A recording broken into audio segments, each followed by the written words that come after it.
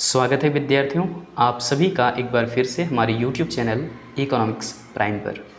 विद्यार्थियों, आज इस वीडियो हम बात करने वाले हैं दूसरी औद्योगिक नीति 1956 के बारे में। चूँकि इससे पहले हमने एक वीडियो अपडेट आपको दिया जिसमें कि हमने भारत की औद्योगिक नीति पर चर्चा किया था और हमने बताया था आपको पहली औद्योगिक नीति के बारे में। पहली औद्योगिक नीति, यहाँ से प्रश्न भी बनता है कि पहली औद्योगिक नीति भारत में कब घोषित की गई थी। तो ध्यान रखिएगा 1948 को, ठीक है ना। चलिए, दूसरा जो औद्योगिक नीति है वो 1956 में आया, तीसरा 1977 में, चौथा 1980 में, पांचवा 1990 में और छठी औद्योगिक नीति 1991 में। तो देखा जाए तो आज़ादी के बाद के सारी जो है वो वर्ष हमने जो है यहाँ पर मेंशन किया हुआ है, यानी कि आज़ादी से लेकर के 1991 तक की बात करें तो छठी औद्योगिक नीति जो है आ चुकी है। पहली औद्योगिक नीति 1948 में हमने ये आपको बताया था कि पहली औद्योगिक नीति के साथ ही भारत में जो है वो मिश्रित अर्थव्यवस्था का कंसेप्ट आया। हम जानते हैं मिश्रित अर्थव्यवस्था किसे कहा जाता है, वह क्षेत्र या फिर वह देश जहां पर निजी और सार्वजनिक दोनों तरह के उद्यम जो हैं वो साथ साथ में मिलकर के देश को आगे बढ़ाने का काम करते हैं या फिर देश की आर्थिक विकास में अपना योगदान देते हैं। तो 1948 की जो औद्योगिक नीति थी, दरअसल वो इस बात पर आधारित था कि निजी उद्यम भी जो है वो चलेंगे और सार्वजनिक क्षेत्र के उद्यम भी स्थापित किए जा सकते हैं और उसका संचालन भी हो सकता है। अब जो हम 1956 की औद्योगिक नीति पर चूंकि चर्चा करने वाले हैं, तो चलिए हम लोग आगे देखते हैं। लेकिन अगर आप जो है 1948 की औद्योगिक नीति को नहीं देखे हुए हैं तो उस वीडियो का लिंक हमने इस वीडियो के डिस्क्रिप्शन बॉक्स में दे दिया है, आप वहाँ से जाकर के देख सकते हैं। कमेंट बॉक्स में भी हमने जो है वो पिनअप कर दिया है पिछली वीडियो का लिंक, तो जाकर के वहाँ से भी आप देख सकते हैं। कमेंट पर आप जाइए और वहाँ पर आपको एक लिंक मिल जाएगा शुरुआत में ही, चूँकि हमने पिन अप कर दिया है। कुछ बातें जो हमने आपको पिछली वीडियो में बताया था उसे हम समराइज़ कर देते हैं थोड़ा सा, ताकि आप रिलेट कर पाएंगे अभी जिन चीज़ों पर हम बात करेंगे। 1948 की जो औद्योगिक नीति भारत की थी वो स्वतंत्रता के जस्ट बाद की बात है।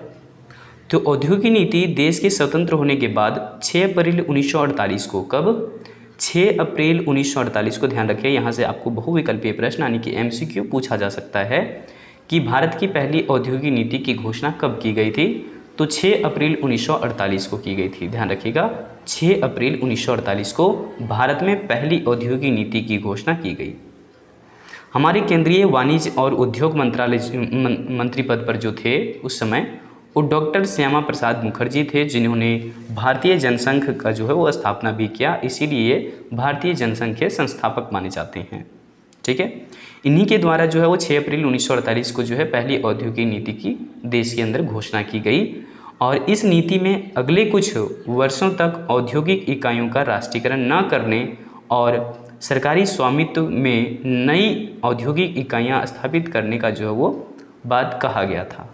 क्या कह रहे हैं कि औद्योगिक जो इकाइयां हैं उसका राष्ट्रीयकरण नहीं किया जाएगा। 1948 में ये बात हो रही थी कि नेशनलाइजेशन नहीं की जाएगी उद्योगों का, और सरकारी क्षेत्र या फिर सरकार के जो स्वामित्व में हुए गवर्नमेंट ओनरशिप में जो नई औद्योगिक इकाइयां स्थापित की जा सकती है उसे स्थापित जरूर किया जाएगा।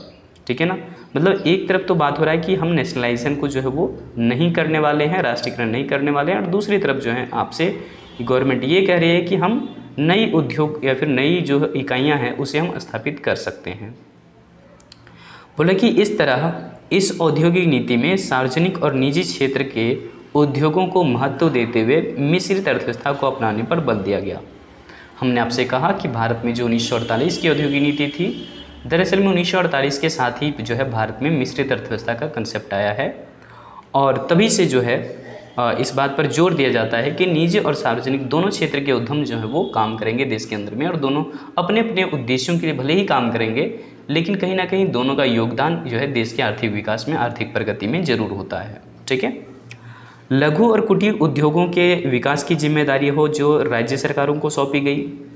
जो छोटे उद्योग हैं, जो कुटीर उद्योग हैं, उनकी विकास की जिम्मेदारी जो है किन्हें सौंपी गई थी, राज्य सरकारों को सौंपी गई थी। 1948 में बात हो रहा है। सरकारी नियंत्रण के अधीन जो है 18 उद्योगों को रखा गया था, और महत्वपूर्ण बात यह है कि निजी क्षेत्र को देश की सामान्य औद्योगिक नीति के अधीन ही काम करना होगा, है ना। मतलब निजी क्षेत्र के जो हैं वो भले ही उद्योग रहे हों, लेकिन उन्हें एक सामान्य औद्योगिक नीति के जो है अंतर्गत रह करके काम करना होगा। बाकी 18 उद्योगों पर जो है विशेष रूप से सरकार नियंत्रण रखेगी। उम्मीद है यहाँ तक बातें आपको समझ में आ गया होगा, चूँकि हमने पिछली वीडियो में भी बात किया हुआ था, रिपीट नहीं करना चाहेंगे हम दोबारा। सरकार ने भारतीय अर्थव्यवस्था में औद्योगिकरण की गति बढ़ाने और बेहतर औद्योगिक तकनीक तथा ज्ञान प्राप्त करने के लिए विदेशी पूंजी और उद्यम की जो है वो सहायता प्राप्त करना आवश्यक समझा था।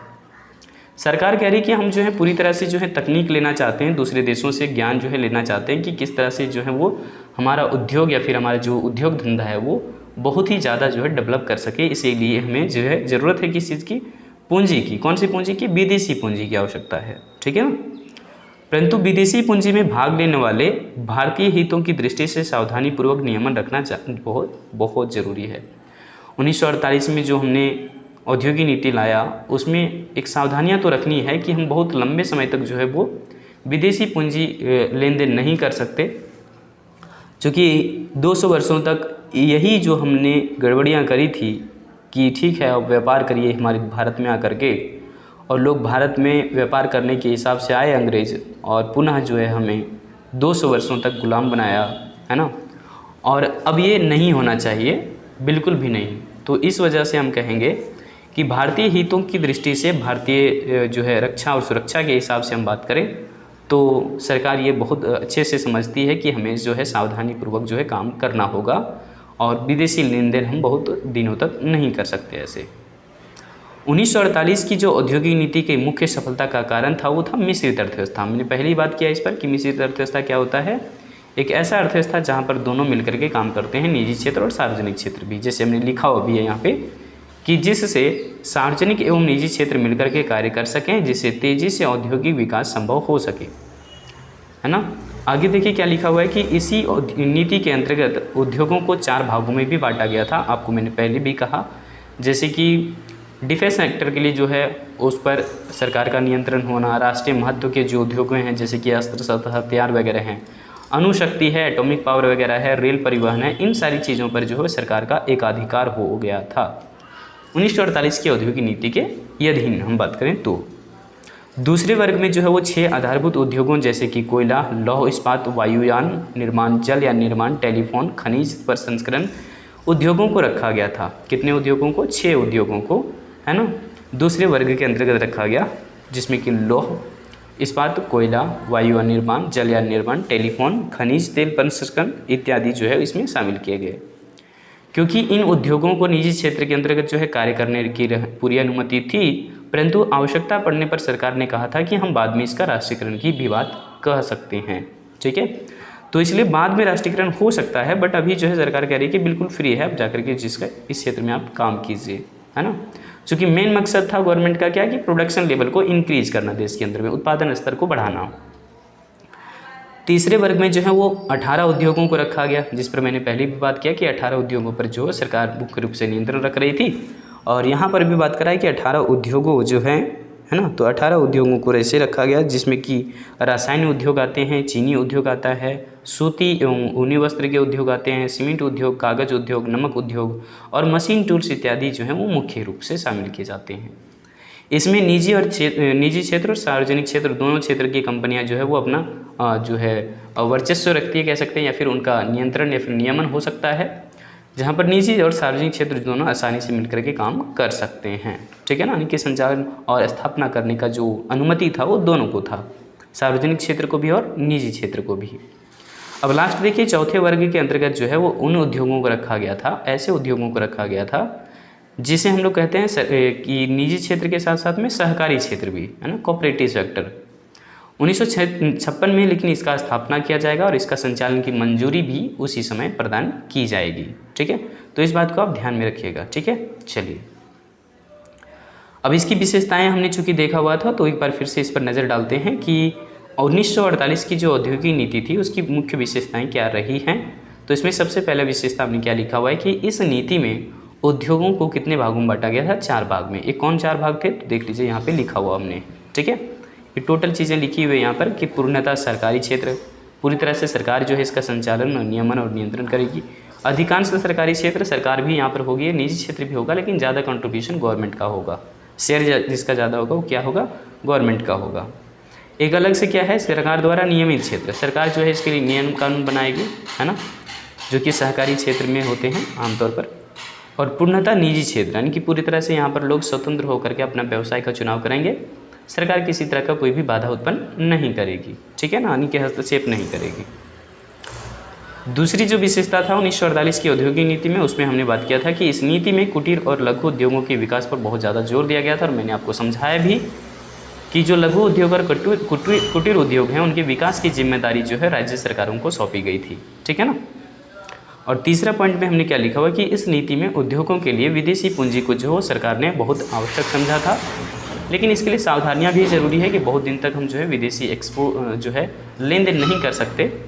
और तीसरी सबसे बड़ी बात ये है, इसकी खासियत ये है या फिर विशेषता ये है कि औद्योगिक नीति 1948 में प्रशुल्क, एक साथ में इसको कर लीजिएगा, हमने जैसे पिछली वीडियो में भी कहा था कि प्रशुल्क है, प्रशुल्क एक साथ में, प्रशुल्क है ना। प्रशुल्क मतलब होता है एक प्रकार का टैक्स जो कि आयात की जाने वाली वस्तुओं पर लगाया जाता है, यानी कि इम्पोर्टेड कमोडिटी पर लगाया गया जो टैक्स होता है गवर्नमेंट के द्वारा, उसी को हम लोग बोलते हैं प्रशुल्क, ठीक है। तो इस प्रकार से यहाँ पर नोट कर लीजिएगा। इसके अलावा बोल रहा है कि प्रशुल्क के अलावा सरकार जो नीतियों में अपना परिवर्तन करती है, विशेष रूप से जो कर नीति होता है गवर्नमेंट का, टैक्सेशन जो पॉलिसी होता है, उसमें भी आवश्यक सुधार किए गए। ज़रूरत था चूँकि किस चीज़ का भाई, कि उत्पादन का स्तर बढ़ाना है, चाहे तो जो भी हो जाए, ठीक है ना। सरकार का एकमात्र उद्देश्य ये था। पांचवां देख लीजिए कि इसकी विशेषता क्या थी 1948 की औद्योगिक नीति का। तो बोला है कि इस नीति में मजदूरों के हितों की सुरक्षा पर भी जो है वो विशेष रूप से ध्यान दिया गया और बल दिया गया, जो भी आप कह सकते हैं। मतलब आपको उत्पादन तो करना ही है, वैसा नहीं कि हम जो है अपने मानवीय संसाधन को क्षति पहुंचा दे जा रहे हैं, मजदूर को ही हम नुकसान पहुंचा रहे हैं। तो इनके सुरक्षा के हितों को भी विशेष रूप से जो है ध्यान इसमें रखा गया था, ठीक है। अब चूँकि हमने समराइज़ कर दिया इतनी सारी चीज़ों को 1948 में, जो हमने पिछली वीडियो में भी बात किया था, आप अच्छे से अगर जो है समझना इस चीज़ को चाहते हैं तो पिछली वीडियो को जाकर के देख लीजिए। उस वीडियो का लिंक आपको इस वीडियो के डिस्क्रिप्शन बॉक्स में मिल जाएगा। अब बात रहा कि औद्योगिक नीति 1956 में क्या ऐसा हुआ भाई। तो आपको पता है भारत में जो दूसरी पंचवर्षीय योजना आया था, पंचवर्षीय योजना की हम बात कर रहे हैं, औद्योगिक नीति का नहीं। तो पंचवर्षीय योजना जो है वो 1956 में आया था, दूसरी पंचवर्षीय योजना 1956 में आया था और 1961 तक चला था। दूसरी पंचवर्षीय योजना जो कि हैरोल्ड डमर मॉडल पर आधारित था, ये पीसी महालनोबिस के मॉडल पर आधारित था, और पहली पंचवर्षीय योजना हैरोल्ड डमर मॉडल पर आधारित था। और ये जो 1956 से 61 तक जो दूसरी पंचवर्षीय योजना आया था देश में, वो किस मॉडल पर आधारित था, पीसी महालनोबिस, प्रशांत चंद्र महालनोबिस, है ना। बहुत ही अच्छे जो है विद्वान कह सकते हैं, जो कि सांख्यिकी के क्षेत्र में विशेष रूप से योगदान दिए, और हम लोग पीसी महालनोबिस को ही जो है वो भारतीय सांख्यिकी का जन्मदाता भी मानते हैं। भारतीय सांख्यिकी जन्मदाता के साथ साथ में ISI यानी कि इंडियन स्टैटिस्टिकल इंस्टीट्यूट, है ना, ISI इंडियन स्टैटिस्टिकल इंस्टीट्यूट पर जो है इन्होंने स्थापना किया, और ये संस्थापक भी यानी कि उनके स्थापना में कह सकते हैं ISI के स्थापना में इनका विशेष योगदान रहा है। तो पीसी महालनोबिस के बारे में भी हमने थोड़ा बहुत चर्चा कर लिया, और ध्यान में रखिएगा कि 56 से 61 तक हमारा जो है वो दूसरी जो है पंचवर्षीय योजना देश के अंदर शुरू किया गया, जो कि योजना आयोग के द्वारा ये योजनाएं तैयार की जाती थी, पंचवर्षीय योजना। हालांकि अभी नीति आयोग जो है आ गया है योजना आयोग की जगह पर 1 जनवरी 2015 से, ठीक है ना। और चूँकि 12वीं पंचवर्षीय योजना भी आपसे पूछ सकता है, तो ये भी ध्यान में रख लीजिएगा कि 2012 से 17 तक जो है वो योजना आयोग के द्वारा तैयार किया गया आखिरी पंचवर्षीय योजना है। और भारत में आखिरी पंचवर्षीय योजना यही है जो कि 2012 से 17 तक चला, जो कि योजना आयोग तैयार करता था। अब योजना आयोग की जगह पर जो है वो नीति आयोग काम कर रहा है, तो ये भी बात आप जरूर ध्यान में रखिए, ठीक है। हो सकता है कि 2012 से 17 जो आखिरी पंचवर्षीय योजना है उसका कार्यकाल आपसे पूछ सकता है, कार्यावधि पूछ सकती है। 1948 की जो औद्योगिक नीति थी वो आप समझ लिए। तो चलिए 1956 की औद्योगिक नीति पर विस्तृत रूप से चर्चा करते हैं। बोला कि भारत में दूसरी पंचवर्षीय योजना, जैसे कि आपको बताया हम कि दूसरी पंचवर्षीय योजना 1956 से 61 तक चली। तो दूसरी पंचवर्षीय योजना के अंतर्गत आधारभूत एवं भारी उद्योगों के विकास पर जो है विशेष रूप से बल दिया गया। आधारभूत उद्योग जैसे कि कागज़ फैक्ट्री जो है, सीमेंट फैक्ट्री, नमक फैक्ट्री, ये सब जो इतने हैं भी उद्योग हैं। इसके साथ साथ में लौह वगैरह का भी जो भारी उद्योग के अंतर्गत आते हैं उसमें भी जो है वो सरकार विशेष रूप से इनके विकास पर बल दे रही है। बोल रहा है कि इसी लक्ष्य को व्यवहारिक रूप जो है देने के लिए या फिर देने के उद्देश्य से 30 अप्रैल 1956 को जो है वो सरकार दूसरी औद्योगिक नीति की घोषणा कर दी। कब? 30 अप्रैल 1956 को। और पहला औद्योगिक नीति कब आया था? 6 अप्रैल को। ठीक है, ध्यान रखिएगा, पहला जो औद्योगिक नीति था वो कितने में आया था? आपको मैंने दिखाया भाई 6 अप्रैल 1948। ठीक है, तो इस बात को आप ध्यान रखिए कि पहला जो औद्योगिक नीति था वो 6 अप्रैल 1948 में आया था और दूसरा औद्योगिक नीति 30 अप्रैल 1956 को आया था। उम्मीद है समझ में आ गया होगा। चलिए अब हम लोग आगे देखें तो केंद्र सरकार ने जो है वो 30 अप्रैल 1956 को भारत में दूसरी औद्योगिक नीति की घोषणा कर दी। और वर्ष 1956 में जो ये घोषणा किया गया और दूसरी औद्योगिक नीति, ये समाजवादी ढंग से समाज की स्थापना को स्वीकार किया गया था। इसमें 1956 की औद्योगिक नीति दरअसल यही कहती है कि समाजवादी ढंग से हम जो है समाज की स्थापना और उसका विकास करने का जो है कार्य करेंगे। 1956 की औद्योगिक नीति की समीक्षा के लिए जो है 1966 में हजारी समिति का गठन किया गया था। इस बात को भी आप ध्यान में रख सकते हैं। ठीक है, चलिए इस समिति ने जो है सिफारिश किया था कि भाई हमारे देश के अंदर में कैसे जो है उद्योग संचालित होंगे नहीं होंगे, इन सारे मुद्दों पर जो है बातचीत हो रही थी, है ना। तो एक बार चलिए इस पर हम लोग नज़र डालते हैं। जैसे कि हमने कहा कि दूसरी औद्योगिक नीति जो है वो कब आया था? 30 अप्रैल 1956 को। और 1956 में ही जो है वो इस दूसरी औद्योगिक नीति को समाजवादी ढंग से समाज की स्थापना और समाज का विकास करने की बात कही गई थी। 1956 की जो औद्योगिक नीति है वो दरअसल लाइसेंसिंग व्यवस्था पर आधारित है, तो इसलिए औद्योगिक लाइसेंस आवेदन के क्रम में दिया जाए। 1948 की औद्योगिक नीति में उद्योगों की श्रेणियाँ 4 निर्धारित की गई थी। ध्यान रखिएगा, 1948 में जो उद्योग थे उन उद्योगों को 4 श्रेणियों में यानी कि 4 अलग अलग कैटेगरी में बांटा गया था, जिसे 1956 की औद्योगिक नीति में घटा करके 3 वर्ग कर दिया गया। यानी कि पहले 4 वर्ग में था 1948 में, और घटा करके अब कितने वर्ग में डिवाइड किया गया? 3 वर्ग में। ठीक है, ये 3 वर्ग कौन कौन से हैं? तो पहला जो देख रहे हैं आप, ये पूर्णतः सरकारी क्षेत्र आप कह सकते हैं, जो कि राज्य सरकार का एकाधिकार क्षेत्र आप कह सकते हैं इसे। तो इसके अंतर्गत 17 उद्योग थी जिन्हें प्रति जो है इनकी नीति के अनुसार देखा जाए तो प्रस्ताव या अनुसूची में इसे रखा गया है। और पहली अनुसूची में चूंकि इसे शामिल किया गया है तो इन उद्योगों पर जो है वो राज्य सरकार का एकाधिकार होगा। ठीक है, इन उद्योगों का स्थापना जो है वो निजी कंपनियों के द्वारा नहीं की जा सकती। इसमें कौन कौन से उद्योग शामिल हैं? तो बोल रहा है कि इनमें अस्त्र शस्त्र उद्योग, परमाणु उद्योग, रेलवे तथा वायुयान पर जो है वो सरकारी एकाधिकार की जो है व्यवस्था की गई थी। बाकी आप देख सकते हैं बाकी उद्योगों में नई इकाइयाँ सरकार द्वारा स्थापित किए जाने का प्रस्ताव भी था। साथ ही निजी क्षेत्र में कार्यरत जो इकाइयाँ थी वो कार्यरत इकाइयों को काम करते रहने की अनुमति दी गई थी ना, काम करते रहने का पूरा अनुमति था इसको। अब बात करते हैं हम लोग जो हैं दूसरे टाइप का। पहला कैटेगरी आपने समझ लिया कि एकाधिकार होगा राज्य सरकार का। दूसरा क्या कह रहा है कि सार्वजनिक एवं निजी उद्योगों के मिश्रित क्षेत्र, यानी कि जो दोनों क्षेत्र हैं, प्राइवेट सेक्टर भी है गवर्नमेंट सेक्टर भी है, दोनों मिलकर के यहाँ पर काम करेंगे। तो हमने कैसे लिखा हुआ है कि वो वे उद्योग जिन्हें बस अनुसूची में रखा गया, लिस्ट में इसे जो है दूसरा स्थान दिया गया, यानी कि कह सकते हैं पहले स्थान पर चूंकि एकाधिकार क्षेत्र वाले उद्योग थे जो कि सरकार एकाधिकार जैसा नियंत्रण करने की बात कर रही थी। और सूची जो दूसरे में रखा गया है वो कौन से उद्योग हैं? ऐसे उद्योग जो कि सार्वजनिक और निजी क्षेत्र द्वारा जो है वो तैयार या फिर नियमन और नियंत्रण किया जा सकता है, यानी कि जिसे आप मिश्रित क्षेत्र भी कह सकते हैं। इन उद्योग में जो है वो 12 जो है ऐसे उद्योगों को शामिल किया गया था जो कि निजी और सार्वजनिक दोनों क्षेत्र स्थापित कर सकते हैं, उनका संचालन कर सकते हैं, उनका नियमन कर सकते हैं। यह कहा गया था कि इनकी भावी विकास की दिशा में जो है राज्य प्रयास करेगा, परंतु निजी उद्यमकर्ताओं को स्वतंत्र रूप से अथवा राज्य के साथ सहयोग करते हुए नई इकाइयों में स्थापना के अवसर जो है प्रदान किए जाएंगे। अगर कोई जो है नया जो है इकाई स्थापना करना है तो वो अकेले उद्योग जो है वो स्थापित नहीं कर सकता, बल्कि गवर्नमेंट उसके साथ में मिलकर के कार्य करेगी। तो यहाँ पर उनकी संख्या कितनी थी? 12 थी। ध्यान रखिएगा कि सार्वजनिक और निजी क्षेत्र में जो हम लोग 1956 में औद्योगिक नीति बात कर रहे हैं, उसमें जो मिश्रित क्षेत्र है, जहाँ पर सार्वजनिक क्षेत्र और निजी क्षेत्र एक साथ में मिले हुए हैं, तो उन उद्योगों की संख्या 12 थी, जिसका स्थापना जो है सरकार के साथ में मिलकर के करना होगा आपको, यानी कि एक साथ में संचालन किए जाएंगे। तीसरा जो कैटेगरी बच गया वो था निजी क्षेत्र के उद्योग। अब यहाँ पर तो व्यक्तियों को पूर्ण रूप से आज़ादी है, पूर्ण रूप से स्वतंत्रता है, वो अपना जो है उद्योग स्थापित करे, उसका संचालन करे, नियमन करे, नियंत्रण करे। तो ये जो है निजी क्षेत्र के उद्योगों को प्रदान किया गया था 1956 में।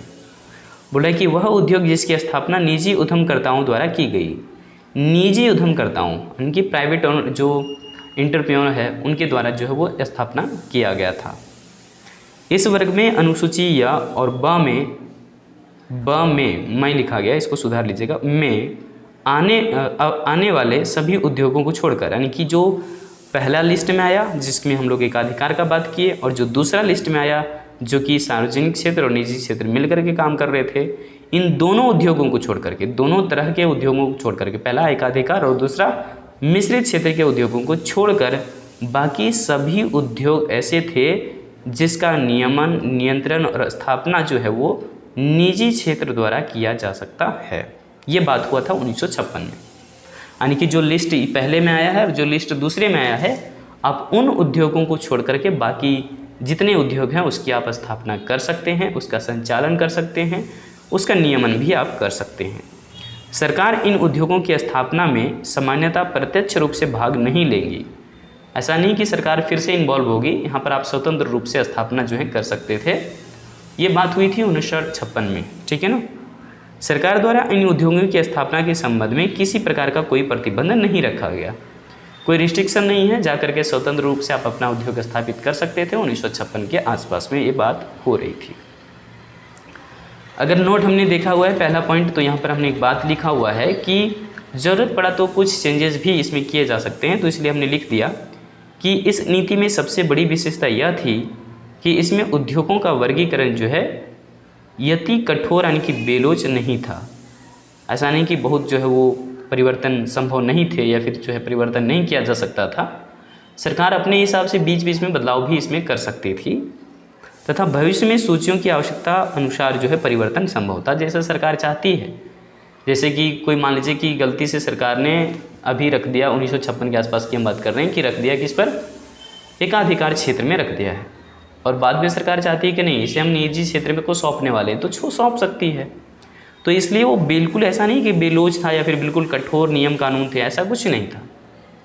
बेसिकली हम देखें तो भारत की स्थितियों के आधार पर जो है ये चूँकि औद्योगिक नीति आया था, तो सरकार का एकमात्र मकसद था उत्पादन के स्तर को बढ़ाना, ज़्यादा से ज़्यादा रोजगार सृजन होगा, लोगों की लिविंग स्टैंडर्ड या फिर जीवन स्तर जो है ऊपर होगा। ये सारे जो है सरकार के उद्देश्य थे। इसके अतिरिक्त औद्योगिक विकास में जो है देखा जाए तो क्षेत्रीय विषमता पर जो है कम करने पर बहुत विशेष रूप से बल दिया गया था। क्षेत्रीय विषमता का मतलब क्या है, रीजनल इनइक्वालिटीज़, यानी कि कह सकते हैं एक तरफ ग्रामीण क्षेत्र में जो है उद्योगों की स्थापना बहुत ज़्यादा नहीं हुई है, जबकि लघु उद्योग भी यहाँ पर संचालित किए जा सकते हैं ग्रामीण क्षेत्रों में भी। और दूसरी तरफ हम देखें तो भारी भरकम उद्योग जो हैं वो शहरी क्षेत्रों में चलाए जा रहे हैं। तो इस तरह से जो है ग्रामीण और शहरी क्षेत्रों में देखा जाए तो बहुत ज़्यादा भिन्नता है। वो औद्योगिक विकास के हिसाब से देखें तो वो हमारे आसपास कह सकते हैं एक प्रकार से ऐसा एनवायरनमेंट पैदा करता है जिसे हम क्षेत्रीय विषमता कहते हैं। तो क्षेत्रीय विषमता को कम करने पर भी विशेष रूप से बल दिया गया था 1956 की औद्योगिक नीति में। इस बात को भी आप नोट जरूर कर लीजिए, ठीक है।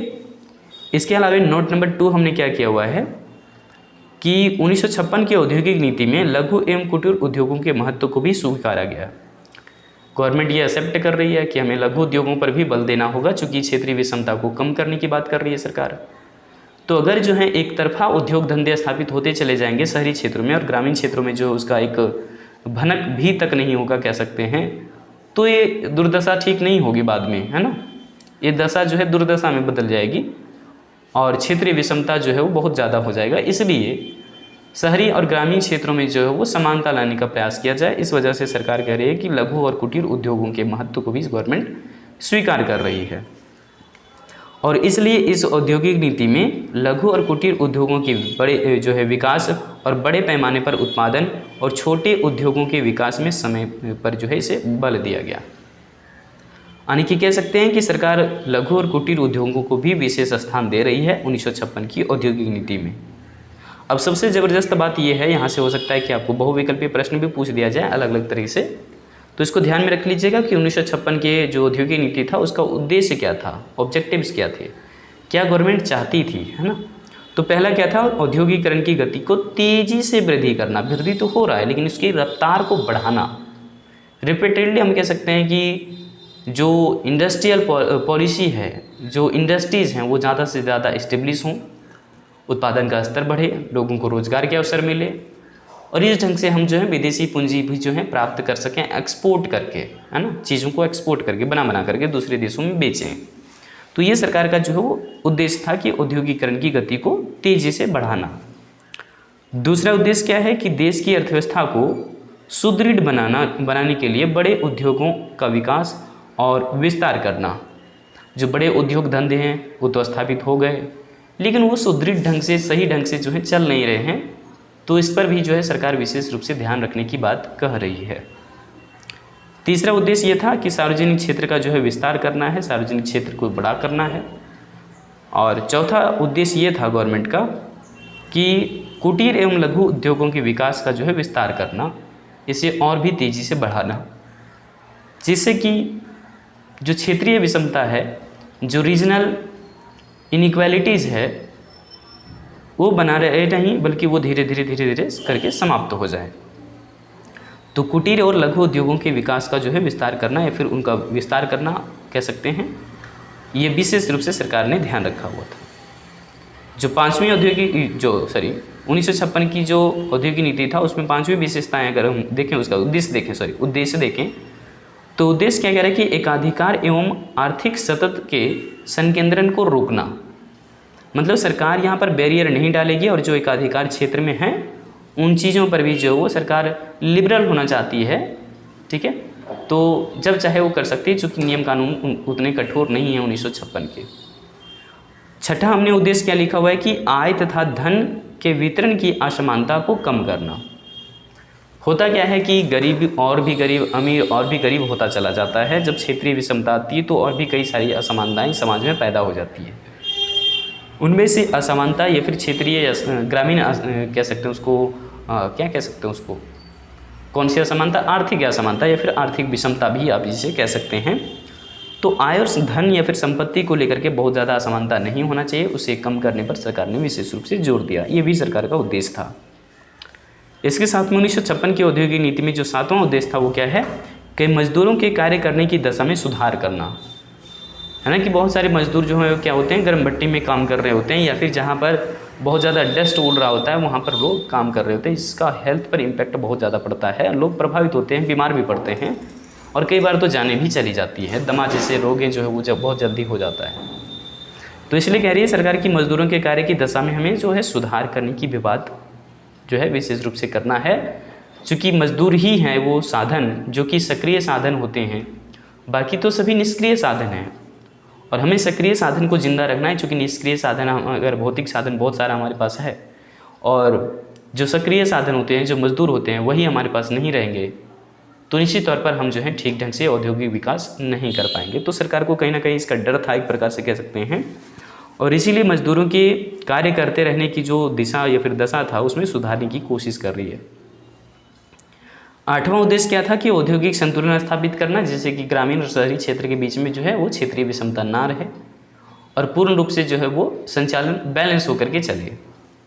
नौवीं उद्देश्य ये था गवर्नमेंट का 1956 की औद्योगिक नीति में कि श्रम तथा पूंजी के बीच में घनिष्ठ संबंध स्थापित करना है, जिससे कि बेहतर तकनीक का निर्माण हो सके। ध्यान रखिएगा, तकनीक हम लोग किसको कहते हैं कि लेबर के साथ में जो है कितने सारे कैपिटल यानी कि मशीनों के रूप में कितने सारे इन्वॉल्व हुए हैं, या फिर उसके साथ में अन्य जो कई उत्पादन के साधन हैं, मजदूर के साथ में अन्य जो उत्पादन के साधन हैं वो किस तरह से अपना संयोग बनाए हुए हैं और क्या उसका कहीं ना कहीं लाभ हमारे उपज पर पड़ रहा है या नहीं पड़ रहा है। तो बिल्कुल पड़ता है।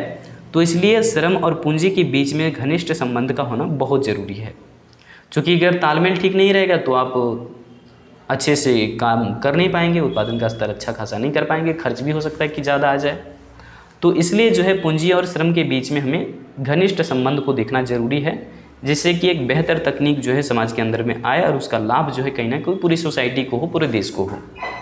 जैसे कह लीजिए कि हमारे और आपके बीच में तालमेल है ना, स्टूडेंट्स और टीचर के बीच में तालमेल अगर ठीक से ना रहे तो जो टीचर समझाना चाहता है वो टीचर स्टूडेंट को समझ में नहीं आते हैं, या फिर जो स्टूडेंट पूछना चाहता है वो टीचर को नहीं समझ में आ रहा है, तो फिर मामला जो है वो सही नहीं हो पाएगा, हम एक दूसरे की समस्या का हल नहीं कर पाएंगे।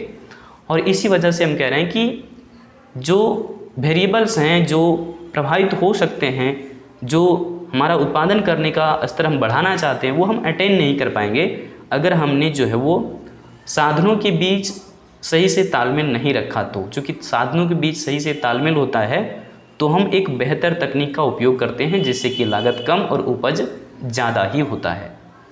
तो उम्मीद करते हैं ये बात आपको समझ में आ गया होगा।